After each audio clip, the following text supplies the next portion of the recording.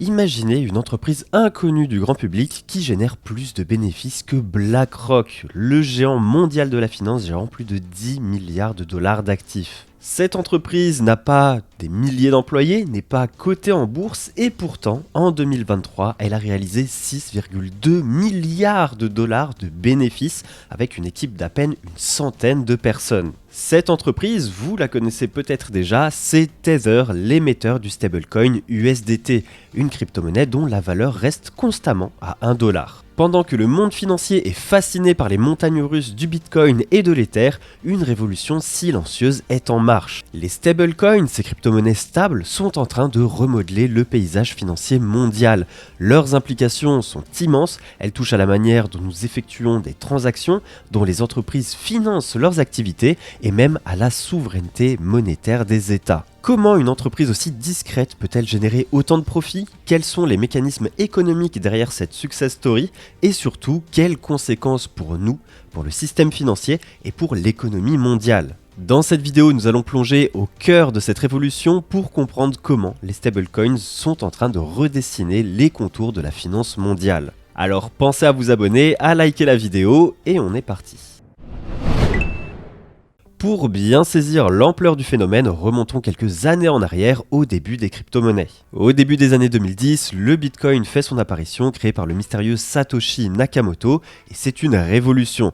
Pour la première fois, une monnaie numérique décentralisée fonctionnant sans l'intervention d'aucune autorité centrale voit le jour. Rapidement, le Bitcoin attire l'attention pour ses promesses de gains faramineux, sa valeur grimpe en flèche passant de quelques centimes à plusieurs milliers de dollars en quelques années. Cette flambée des prix crée une frénésie sur les marchés financiers, des investisseurs du monde entier se ruent sur cette nouvelle classe d'actifs espérant réaliser des profits rapides. Les médias relaient les histoires de ces nouveaux millionnaires du Bitcoin, alimentant l'engouement et le Bitcoin devient un symbole de la révolution financière en cours, bousculant les institutions traditionnelles. Puis vient Ethereum, introduit par Vitalik Buterin en 2015, qui apporte une innovation majeure, les contrats intelligents, autrement appelés smart contracts. Ethereum permet de créer des applications décentralisées, ouvrant la voie à une multitude de nouveaux projets basés sur la blockchain. Cette plateforme offre des possibilités infinies, allant au-delà de la simple monnaie numérique, en permettant la création de tokens, d'applications financières décentralisées, de jeux et bien plus encore. Ces crypto-monnaies deviennent les stars du moment, attirant les investisseurs du monde entier. Les promesses de rendement exceptionnels attirent aussi bien les particuliers que les fonds d'investissement et les entreprises commencent à s'intéresser à la technologie blockchain pour améliorer leur processus, réduire les coûts et innover. Mais derrière ces succès très médiatisés, un autre type de crypto-monnaie émerge, les stablecoins. Contrairement au Bitcoin ou à l'Ether, les stablecoins ont une caractéristique très particulière, leur valeur est stable, généralement indexée sur une monnaie fiduciaire comme le dollar américain ou l'euro. L'USDT de Tether par exemple vaut toujours 1 dollar. Pas de fluctuation, pas de volatilité. Et pour beaucoup, cela peut sembler ennuyeux dans un monde où l'on cherche le prochain investissement à fort rendement. Mais c'est justement cette stabilité qui fait des stablecoins un élément central de l'écosystème crypto. Ils servent de liant entre les crypto-monnaies volatiles et les monnaies traditionnelles. Ils permettent aux traders de se protéger contre la volatilité du marché sans avoir à quitter l'univers crypto. Imaginez que vous souhaitiez vendre votre Bitcoin après une hausse de prix pour sécuriser vos gains, vous pourriez les convertir en dollars, mais cela impliquerait de repasser par le système bancaire traditionnel avec des délais et des frais importants ainsi que des taxes dans la plupart des pays. Alors qu'en les convertissant en USDT, vous restez dans l'écosystème crypto, vous évitez les frais bancaires, en France vous évitez aussi la flat tax et vous pouvez réinvestir à tout moment. Les stablecoins facilitent également les transactions sur les plateformes d'échange de crypto-monnaies. Ils servent de monnaie de base pour acheter et vendre d'autres actifs numériques et leur utilisation s'est rapidement répandue parmi les traders et les investisseurs. Mais au-delà de leur utilité pour les transactions, comment les émetteurs de stablecoins, et notamment Tether, parviennent-ils à générer des milliards de bénéfices? Eh bien, pour comprendre comment Tether parvient à générer des bénéfices aussi importants avec une crypto qui reste indexée au dollar, il faut se pencher sur son modèle économique. Tout d'abord, il faut comprendre que chaque USDT émis est supposé être adossé à 1 dollar en réserve. Cela signifie que pour chaque USDT en circulation, Tether doit détenir l'équivalent en actifs liquides. Et plutôt que de conserver ses réserves en cash, Tether investit massivement dans des bons du trésor américains à court terme. Les bons du trésor, ce sont des titres de dette émis par le gouvernement des États-Unis, considérés comme l'un des placements les plus sûrs au monde. Ils offrent un rendement sous forme d'intérêt qui varie en fonction des taux directeurs fixés par la Réserve fédérale américaine, la Fed. Et entre 2010 et 2020, les taux d'intérêt étaient historiquement bas, proches de zéro. Mais à partir de 2022, face à l'inflation, la Fed a commencé à relever ces taux directeurs et les rendements du bon du trésor ont alors augmenté significativement. Pour Tether, qui détient des dizaines de milliards de dollars en bons du trésor, cette hausse des taux a eu un effet bénéfique. Les intérêts perçus sur ces placements ont littéralement explosé. Et c'est comme ça qu'en 2023, l'entreprise a pu engranger 6,2 milliards de dollars de bénéfices, en grande partie grâce aux revenus générés par ses investissements dans les bons du trésor. Avec une équipe réduite d'environ 100 personnes, le rendement par employé est juste colossal. On parle de 62 millions de dollars de bénéfices par employé. C'est un record mondial et ce chiffre illustre la rentabilité exceptionnelle du modèle de Tether. Cependant, cette rentabilité exceptionnelle cache une fragilité, une dépendance aux décisions de la Fed concernant les taux d'intérêt. Puisqu'en septembre 2024, la Fed a décidé de baisser ses taux directeurs de 50 points de base, faisant passer les taux cibles des fonds fédéraux de 5,25% à 4,75%. Cette baisse signifie une réduction des revenus d'intérêt pour Tether et les autres émetteurs de stablecoins. Dit comme ça, c'est peut-être du charabia, alors pour vous donner une idée plus concrète, selon des estimations, chaque baisse de 50 points de base des taux de la Fed pourrait représenter une perte de 625 millions de dollars de revenus annuels pour les principaux émetteurs de stablecoins. Donc si les taux continuent de baisser, les revenus provenant des bons du trésor diminueront proportionnellement et cette situation expose Tether à un risque financier important. Une dépendance trop forte aux revenus d'intérêt sur les bons du trésor peut fragiliser l'entreprise en cas de baisse prolongée des taux d'intérêt. Alors, face à ces risques, comment les émetteurs de stablecoins réagissent-ils pour assurer leur pérennité ? Eh bien, certains d'entre eux, comme Tether et Circle, ont dû repenser leur stratégie pour s'adapter à ce nouvel environnement économique. Tether, par exemple, a choisi de diversifier ses investissements pour réduire sa dépendance aux bons du trésor. L'entreprise a annoncé un plan d'investissement d'1 milliard de dollars sur 12 mois dans différents secteurs clés. À commencer bien sûr par l'intelligence artificielle, Tether a investi dans Northern Data Group, une entreprise spécialisée dans les solutions d'IA et de cloud computing. L'objectif est de profiter de la croissance exponentielle de ce secteur en fournissant des infrastructures pour l'IA générative. C'est un domaine en pleine expansion avec des applications dans de nombreux secteurs allant de la médecine à la finance en passant par l'industrie. Ils ont aussi investi dans la biotechnologie puisqu'en devenant actionnaire majoritaire de BlackRock Neurotech, Tether s'implique dans le développement de la technologie médicale de pointe, notamment dans le domaine des interfaces cerveau-machine. Ces technologies pourraient révolutionner le traitement de certaines maladies neurologiques et ouvrir de nouvelles perspectives en matière de santé.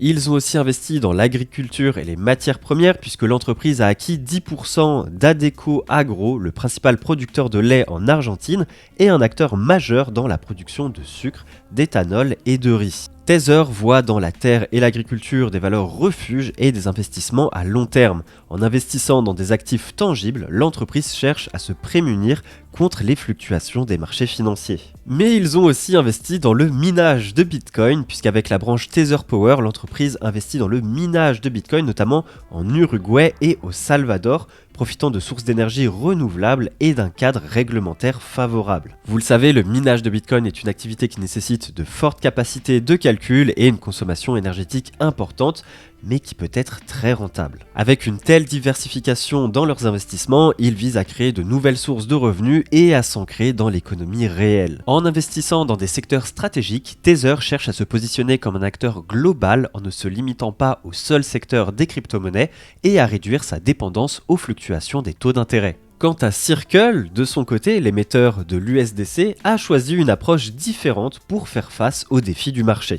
L'entreprise mise plutôt sur le développement de services et de solutions pour les entreprises. Cela compte notamment la fourniture d'infrastructures blockchain puisqu'il propose des outils comme des portefeuilles numériques programmables, des modèles de code et des services facilitant l'utilisation de la blockchain par les entreprises. L'objectif, c'est de rendre la technologie blockchain accessible et de favoriser l'adoption de l'USDC comme moyen de paiement et d'échange. En facilitant l'intégration de la blockchain dans les systèmes existants, Circle espère accélérer la transformation numérique des entreprises. À côté de ça, il lance aussi des programmes d'incitation et d'accompagnement avec le USDC Grand Programme qui soutient les startups innovantes qui utilisent l'USDC pour développer des solutions pratiques. Les projets sélectionnés bénéficient de subventions pouvant atteindre 100 000 $ ainsi que d'un accompagnement personnalisé. C'est un programme qui vise à stimuler l'innovation et à créer un écosystème dynamique autour de l'USDC. Contrairement à Tether, Circle a aussi misé dès le départ sur une conformité réglementaire et expansion internationale.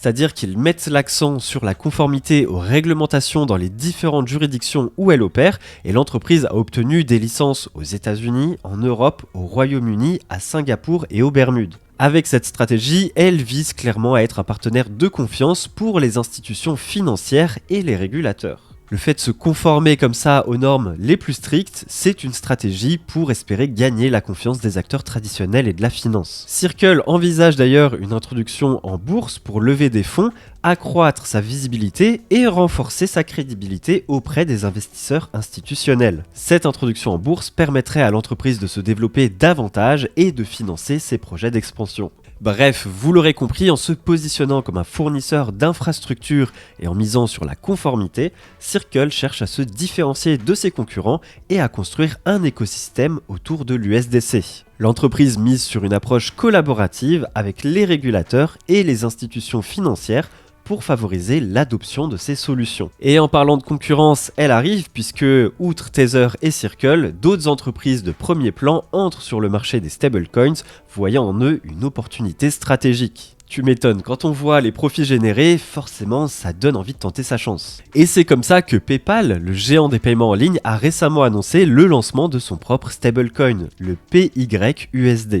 Adossé au dollar américain, le PYUSD vise à faciliter les transactions sur la plateforme PayPal et à intégrer les crypto-monnaies dans l'écosystème existant. Avec sa base d'utilisateurs massive et sa présence internationale, PayPal pourrait accélérer l'adoption des stablecoins auprès du grand public. Leur objectif, c'est le même qu'avec les monnaies fiduciaires, c'est-à-dire rendre les transactions, en crypto-monnaie en l'occurrence, aussi simples que l'envoi d'un email. En permettant à ses clients d'acheter, de vendre et de détenir des stablecoins directement depuis leur compte, PayPal démocratise l'accès aux actifs numériques. De plus, l'entreprise travaille sur l'intégration du PYUSD dans les paiements entre les particuliers et les transactions commerciales, ouvrant la voie à de nouveaux modèles économiques. Autre que PayPal, nous avons aussi Revolut, la néobanque britannique qui envisage également de lancer son propre stablecoin et de rejoindre la danse. Il compte tout de même déjà plus de 20 millions d'utilisateurs à travers le monde et propose déjà des services liés aux crypto-monnaies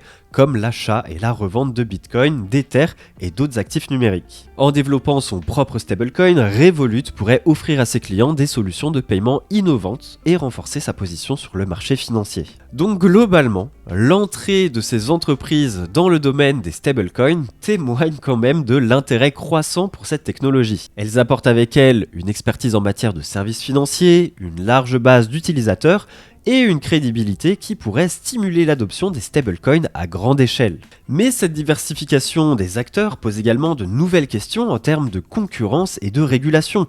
Avec plusieurs entreprises émettant leurs propres stablecoins, comment assurer l'interopérabilité entre ces différentes monnaies numériques ? Est-ce que les régulateurs devront imposer des standards communs pour éviter la fragmentation du marché ? Et à côté de ça, un des premiers impacts majeurs de l'essor des stablecoins, c'est le renforcement de la domination du dollar américain, puisque la plupart des stablecoins sont adossés au dollar américain. Donc leur adoption massive renforce la position du dollar comme monnaie de référence mondiale. Et si les transactions internationales se font de plus en plus en stablecoin, eh bien l'usage des devises locales risque de diminuer fortement. Cette situation pourrait accentuer la dépendance des économies mondiales au dollar et accroître l'influence des États-Unis sur la scène internationale. Les pays émergents en particulier pourraient voir leur souveraineté monétaire affaiblie et les entreprises et les particuliers de ces pays pourraient préférer utiliser des stablecoins en dollars plutôt que leur propre monnaie, surtout en cas d'instabilité économique. De plus, les stablecoins représentent un défi majeur pour les banques traditionnelles. Si les entreprises et les particuliers peuvent effectuer des transactions directement via la blockchain sans passer par les banques, eh bien ces dernières risquent de perdre une partie de leur activité. D'un côté, elles sont bien gentilles les banques, mais les avantages des stablecoins sont nombreux.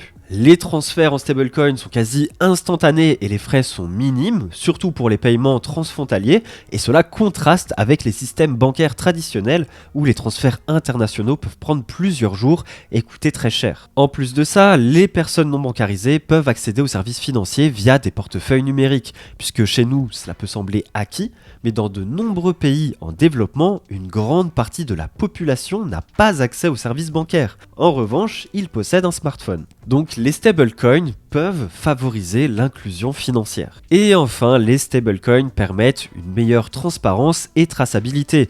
La blockchain permet de suivre les transactions de manière transparente, ce qui peut renforcer la confiance, et les entreprises peuvent bénéficier d'une meilleure visibilité sur leurs flux financiers. Donc face à tous ces avantages, les banques doivent repenser leur modèle économique. Certaines commencent à explorer la technologie blockchain et à envisager le lancement de leur propre stablecoin ou monnaie numérique de banque centrale, les fameuses MNBC. Ces MNBC seraient émises directement par les banques centrales et pourraient offrir les mêmes avantages que les stablecoins privés, tout en conservant le contrôle monétaire. Puisque oui, les gouvernements et les institutions financières s'inquiètent des risques associés et ne vont pas rester les bras croisés face à l'essor des stablecoins qui posent également des défis en termes de régulation. Puisqu'une adoption massive des stablecoins pourrait affecter la stabilité du système financier, notamment si les émetteurs ne disposent pas de réserves suffisantes ou si les utilisateurs perdent confiance. Une crise de confiance serait terrible puisqu'elle pourrait entraîner des retraits massifs et mettre en danger l'ensemble du système. C'est pour ça qu'il faut s'assurer que les émetteurs de stablecoins, notamment Tether avec l'USDT, possèdent bien pour chaque USDT émis un USD, un dollar en liquide, ou du moins en actif liquide. Les régulateurs craignent aussi que les stablecoins soient utilisés pour contourner les contrôles financiers et que les transactions en crypto-monnaie puissent faciliter les activités illicites si elles ne sont pas correctement régulées. Et enfin, bien entendu, il y a toute cette question de souveraineté monétaire puisque les gouvernements craignent de perdre le contrôle sur leur politique monétaire si les stablecoins remplacent les monnaies nationales. Ça pourrait limiter leur capacité à gérer l'économie et à mettre en œuvre des politiques économiques efficaces. Et pour répondre à tous ces défis, des régulations sont en cours d'élaboration. L'Union européenne, par exemple, a adopté le règlement MiCA pour encadrer le secteur des crypto-monnaies. Avec ce règlement, les émetteurs de stablecoins devront se conformer à des exigences strictes en matière de transparence, de gouvernance et de gestion des réserves. Outre-Atlantique, aux États-Unis, les régulateurs examinent également la question de prêt. Des propositions de loi ont été présentées pour encadrer les stablecoins et assurer la protection des consommateurs. Mais toutes ces réglementations sont encore neuves, pas toujours adaptées, pas toujours très claires et risquent d'évoluer relativement rapidement au cours des prochaines années, ce qui crée beaucoup d'incertitudes pour les entreprises qui souhaitent innover dans ce secteur. Elles ne peuvent pas travailler plusieurs mois, voire années sur des solutions innovantes pour voir tous leurs efforts balayés par un changement de réglementation soudain qui rendrait leur produit illégal. Il est donc essentiel que ces questions soient prises en compte le plus rapidement possible et le mieux possible pour construire un écosystème financier inclusif et équitable. Les acteurs du secteur doivent travailler avec les gouvernements, les organisations internationales et la société civile pour élaborer des solutions respectueuses des droits et des besoins de chacun, tout en offrant un cadre qui ne bride pas l'innovation. Et les stablecoins incarnent très bien ces défis puisqu'ils sont au cœur d'une transformation majeure du système financier mondial. Ils offrent des avantages indéniables en termes de rapidité, de coût et d'accessibilité, tout en posant des challenges importants en matière de régulation, de souveraineté monétaire et d'éthique. Les stratégies adoptées par les émetteurs de stablecoins comme Tether et Circle montrent que nous sommes à un tournant. La diversification des investissements, le développement de nouvelles infrastructures et la recherche de conformité réglementaire sont autant de signes que le secteur est en pleine maturation. Pour les gouvernements, les institutions financières, les entreprises et les citoyens, il est crucial de comprendre ces évolutions et de participer activement au débat.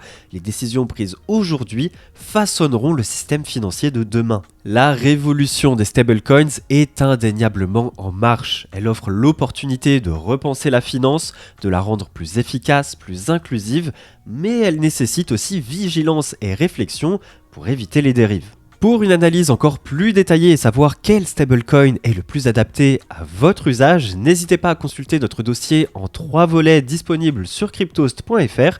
Je vous mets tous les liens dans la description. Merci d'avoir suivi cette analyse jusqu'au bout. N'hésitez pas à partager vos réflexions et vos questions en commentaire. Que pensez-vous de l'essor des stablecoins? Voyez-vous cela comme une opportunité ou une menace pour le système financier actuel? Si cette vidéo vous a plu, laissez un like et surtout abonnez-vous à la chaîne pour ne pas manquer nos prochaines analyses sur l'actualité crypto. A très vite pour de nouvelles vidéos sur Cryptost, c'était Johan, ciao.